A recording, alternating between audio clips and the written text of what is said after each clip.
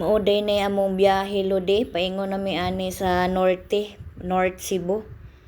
So naa na ta diri dapita aning Basak Road, Lapu-Lapu City, ug ingon ani jud siya kahawa no. Anindot kaayo nga wa gid tay ka traffic. Sus kanindot kag inani lang gyud pirme. Pero karon ra gyud ni kay Semana Santa man. No nindot kay ra ang dagan, hapsay ra jud kaayo. Nya karon natay nasundan nga mga fire truck sa Lapu-Lapu City. Naadto sila sa bridge, no naghunong.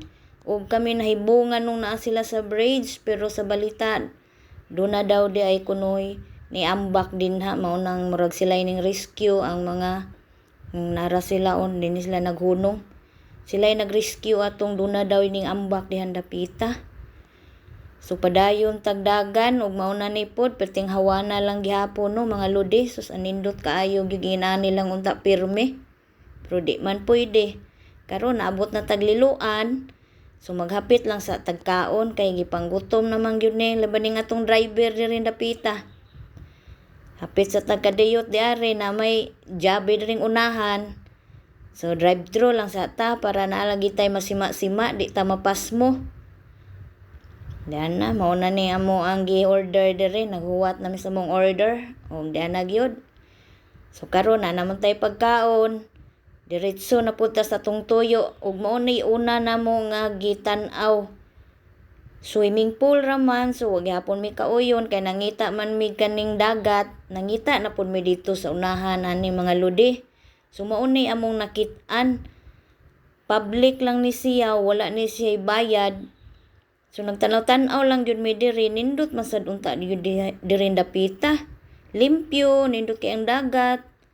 Ang problema kay wala man tagi, wala ni siya mga cottage, walay katulgan baron or unsa. So naglingaw-lingaw lang jud mi diri, pahangin lang usa. Ug mo ning nagpahangin mi nakakita sad mi aning mga itoy nga piting pagkaninduta ra baging tang dadon Galing kay di ta mo patakag dala kay basin na ni tag-iya nindot kay inahan mo ni yang inahan. Yamon ni iyahang mga itoy, tulo ka buok, sus mga nindot ra bagi kay mga lodi, pero respitar lang ta, di gina nato puniton kay basig na gina siya tag-iya.